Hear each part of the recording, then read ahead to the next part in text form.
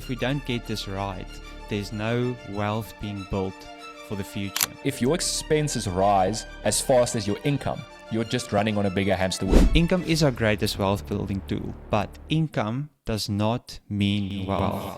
Hello, and welcome back to the Understanding Money podcast with Martin and Rowan.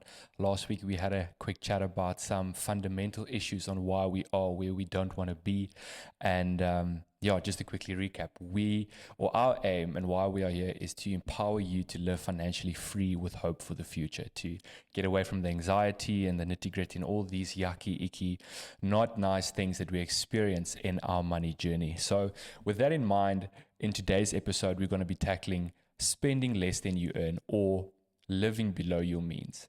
And to start this off, I'm going to give us a quick definition of what we deem that to be. So living below your means is consistently spending less than you earn and using the difference to build savings, to invest, to eliminate debt, and to be generous. So this is not about being cheap. It's about creating margin in your life. So what is margin? Some people might think this sounds like a boring topic or a boring theme to speak about. Obviously, you need to live on less than you make. But time and time again, from what Rowan and I see, this does not happen in people's lives. They dig themselves a hole of debt or find themselves in financial stress because they're not living below their means. And also, if we don't get this right, there's no wealth being built for the future. And the most important part of spending less than what you make or living on less than you make is creating margin. What is margin? Margin is very simply the gap between what you earn and what you spend. And there's two ways in which you can increase this margin. You either spend less or you earn more. Now, with spending less, cutting unnecessary costs, that is all good. But you don't want to cut costs and spend less to the point where you're just taking out the fun out of your money. Money, in a way, should be enjoyed as well. So it's really important for us to know that the increasing our income part of creating margin in your life is really important. Now, here's the key thing to understand. Income is our greatest wealth building tool, but income does not mean wealth. You could be earning 150,000 Rand a month, look rich, but not be wealthy at all. And that comes all down to whether you're creating margin in your life. Is there space for saving, investing, and generosity that will set you up for a win in the future? Wealth is what we keep so that it can grow. It's not about being selfish. There's many uses of this wealth, and you're not looking just towards now. You're looking into the future. But we need to understand that margin is the most important part of living below your means. And if there's no margin, that often causes financial stress. 100%. So that margin or lack thereof creates financial stress because you don't have that gap to absorb anything that is unexpected in a financial sense. How can this practically play out? You've got all these different expenses. You get paid at the end of the month. All your money goes to the tax man and the groceries and the bond and whatnot. And then unexpectedly, you require 30,000 Rand in repairs on your car. So if you don't have that margin, I'm not saying all of us have 30,000 Rand extra at the end of the month. I'm more saying you did not have that little bit of extra, you did not save, and now this unexpected event has the potential to ruin you financially. Or let's play out a different scenario. You don't have that margin, you're not putting money away, and in your old age, you don't have enough to live on, or you can't leave something for your children or your children's children. And the reason why we're so passionate about margin and why Martin alluded to it being your largest wealth building tools, because if you don't have margin, you get into this rhythm where you're stuck. You can't move forward. And the reason for that is because you have nothing to protect you against going into debt, because it goes without saying that if your expenses is more than your income, you need to finance that somehow. That will come in the form of debt. If you don't have that excess margin, you can't pay off existing debt that you most likely would have listening to this podcast. If you don't have that margin, you can't get into a rhythm of saving, because you can only put away the excess which you have. And likewise for investing and building wealth, because you can only invest what you have. If your expenses equals your income, there's nothing left to go towards an investment account and towards wealth building. And also you can't be generous, because one could only give what one has received. So the reason why that's so important is because over time, that gap or the margin, looking like 1,000, 2,000, 5,000, or whatever it might be extra at the end of the month, when stewarded well, becomes freedom. And that's what we're focusing on. And there's some enemies towards this. One of those enemies that keeps you away from this financial freedom and creating margin is lifestyle inflation. Now, what do we mean by that? We mean that as your income increases, your expenditure, your spending increases as well. Might sound like something very familiar in the way that you live your life. First raise equals bigger apartment. A promotion equals a newer car. A bonus equals a luxury vacation. You see what I'm trying to get at here? That every time that the income increases, you make certain decisions that increases your expenses as well. And that is one of the worst things you could do. Now, we are not saying that there will not come a time late in life where you can buy the car you've always wanted. You can take your wife on a great vacation. What we're saying is that when income increases, that should result in a margin increase as well. That when your income goes up by 5,000 Rand, for argument's sake, there should be a large portion of that that goes towards paying off debt or saving or investing. And to be quite frank, if your expenses rise as fast as your income, you're just running on a bigger hamster wheel. That's all it is. It's an illusion. You're not moving forward. You're doing the same things and you're still stuck in the same place. You're just getting a larger income at the end of the day, but you're not making any progress financially. And with that in mind, ask yourself the question, have you ever gotten a raise and still felt broke, or gotten a promotion or a new job or an increase in any form and still felt broke? And there's some psychological or social factors that impact why we are making these bad decisions and bad behaviors and not creating that margin. That's right. We need to consider, why do we actually do this? Why do we make these decisions that ultimately end up being detrimental for us and destroying our margin? Now, in the last episode, we alluded to the 4 areas of financial anxiety: a lack of knowledge, a lack of discipline, community influence and peer pressure, and also a lack of vision. Now, the key ones that apply here is peer pressure and community influence, as well as a lack of discipline and also a lack of vision. Let me explain. The biggest problem is that emotions get involved with managing money. Or let me put it this way. The biggest issue with managing money well is when emotions get involved. And this could take place in many ways.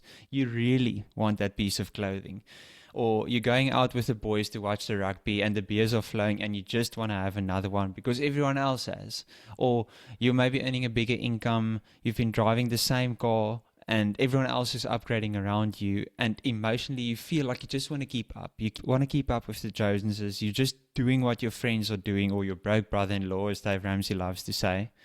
And you keep on following people who aren't actually grounded in good principle when it comes to managing the money, or on a completely different level than you actually are. The typical thing of fear of missing out. These are all things that lead us to actually make these kind of undisciplined decisions, leading us to breaking our margin down. And we need to realize and pinpoint when this actually happens. When you are walking in the shop and you see that shirt that you really like but you don't actually need and you haven't actually budgeted for, that's the moment where the trigger should go off. That I am maybe letting my emotions get the better of me when spending money. Living below your means becomes really easy when money and decisions around money become unemotional. Now, it might sound from mine and Ruan's conversation so far that we're just trying to take the fun out of living. We're just trying to take the fun out of spending and using your money. Now, let me just be clear with this. Living below your means doesn't mean you have no fun. you're just miserable, you're just saving money, you're hoarding money, you're putting it away, you can't go out with your friends, you can't buy yourself anything nice. That is not what we are saying. We're not trying to avoid living life and life experiences. We're just going in with a bit of a longer view than right now. So, what is living below your means? It's intentional spending. Living below your means starts with a very honest needs assessment. What is important in my life? What is necessary in my life? And where can I create a gap or some space to actually have fun with my money as well? It's delayed gratification, not letting your emotions get the better of you right now or getting what you want right now, but making the decisions over time in an unemotional way and being blessed when it actually does come to pass. It's financial breathing room, like Ruan said. When the car breaks down, when something in the house goes wrong, or there's a medical emergency, it's breathing room. It's space. It's a moment of, I'll be okay. It's long-term security and it's wealth building. It's options in the future. Now, Ruan, why do we actually do this? What are the implications in our lives for doing this? Well, I think first off is less stress, and you alluded to it just now when the car breaks down. And Martin, this will be your first time hearing this. I hadn't gotten a chance to tell you about this week, but true story. I was on my way to a client, had a great meeting, was on my way back, and hit a massive pothole. Front left rim got bent. Needed to pull over, needed to swap out the tire. Driving on the little tire at 80 k's an hour. The Marty biscuit, as they would say. So that wasn't a great experience. But what was beautiful was having obviously applied these things we are teaching, in the sense that I bought a cheap second-hand car instead of a very expensive new one, paid it off quickly, was able to then start saving the monthly payment I was making, instead of taking the bait to buy a nicer car or buy some nice shoes or whatever. It doesn't mean I don't want them. I most definitely do. It just means I understand these principles where I was willing to forego them so that I can have more financial security. And now, obviously, I've saved up money over the months, so I can literally just take some of that cash and buy a new rim, buy a new tire, and it just makes life so much easier, as opposed to going through that unforeseen, unexpected, uncontrollable events. This is why we're teaching these things, because these things are real. And then just to go, well, this is irritation. Now I need to go and buy the rim, buy the tire, but it's not wrecking my life. I'm not going to lie in my bed at 2 a.m. thinking, where in the world am I going to get that 2,000-3,000 Rand or whatever it's going to turn out to be? I don't even know yet. We'll find that out. But point being, I can be very calm and tell you this story and know I'm going to fix that in the week to come, because I have been diligent and disciplined to follow these steps to build the funds, so that I can just withdraw them and say, cool, there is no stress, because I have made the correct decisions prior to this eventuality, and now I can just solve the problem. So that's definitely one of the big reasons why we're doing this. A second reason is more options for now and later. Margin creates the ability to choose how you want to live your life, how you spend. Investments bring opportunities. All these type of things just bring more options, instead of having to be reactive, saying, oh, I've got another expense, now that's on credit, now I'm paying that off for 6 months, and you sort of running after the next bill instead of proactively planning out your life and where you're going. A more left field type of option is the ability to leave a toxic job. I have many friends and clients that tell me the reason why they save up let's call it a pile of cash, for lack of better terminology, is not necessarily for the stability for when the car goes, but so that they can tell their boss to get lost should the work environment become unbelievably toxic, so that they have 6 months worth of income to then look for a different job should they want to resign. And lastly, not that this is an exhaustive list, but just what we thought about, is generational wealth. And I mean, the quote that keeps popping up is that a good man leaves an inheritance for his children's children. And I mean, if that's not a goal you have, then I would earnestly relook, or ask you to relook, like, where are you going? What do you want to achieve? And I know it says a good man, but you can throw women in there as well. It's for anyone to build legacy, to build generational wealth, and to look after their offspring and obviously their bloodline and those who are to come. So the question then, I've said some very lovely things, Martin, is, but how do we do this? How do we do this? We need to consider what tools, what practical steps, what initiatives or principles are out there that will help us to actually live below our means, create this margin, and be future focused with stewarding our money. So, again, not an exhaustive list, and we're super excited to get in more of these steps in future episodes. But to start from the start, we need to have a plan, and that plan's name is a budget. And you are going to get tired of hearing this, but these are the fundamental steps of managing your money well. There's something called a reverse budget, which in a sense is just how we see budgeting, but that's what people call it these days. But instead of saving after you've spent all you had, it's investing and putting your giving aside and then spending on whatever you need to. So it's putting a plan in place, creating that margin at the start, and then leaving the rest for your living expenses, for what you need, what's important, and some enjoyment money as well. Well, now, what goes in that budget, how it's structured, the practicalities of it, stay tuned. In a future episode, we will have a super detailed breakdown of how we budget and how we do it practically, which will really help you as well. And then it doesn't just help you have a plan if we don't track how we're doing against that plan. We are going to track every rand, dollar, rupee we spend. Doesn't matter where you come from, we're going to track it. We're going to make sure that how we are spending and living is aligned with the plan that we put in place. It doesn't help we just have a plan and then screw it, just live by the bank balance. We actually want to keep ourselves accountable to living by the plan that we set. And this is often one of the most scary parts of managing money well. Most people, I would say, and this is not statistically proven, but most people probably don't do this on a monthly basis. They're too scared to see where every dollar goes because it's probably going to some stuff they don't really need. So that's a difficult thing, but it's going to be really fruitful in helping you in future. We're going to automate our savings. This is really cool tools that most bank accounts have these days, where every month pretty much it's almost like a debit order or a preset payment that goes off, where your savings go straight to your savings account or straight to a money market account, wherever else it may be, to make sure that it's forced, it's definitely happening, it's not left up to choice. We're putting that discipline in place. Then, sleep on big purchases. I have my mom's voice ringing in my head. Going to the shops when I was much younger, looking at shoes, being like, if you're not sure, if you're not confident, or even if you are confident, sleep on it. We come back tomorrow, it will still be there. If it's not, it's okay. We get it sometime else. But we're going to sleep on big purchases. We're going to practice delayed gratification. We're not going to jump into emotional decision. And what we are not constituting is saying that you can just spend whatever on a big purchase. We mean you've budgeted, you've saved for this has been provisioned. But still, when you make a big purchase of a couple of $1,000, whatever a big purchase is for you, we're going to spend time on it. We're going to make an unemotional decision and make the right purchase.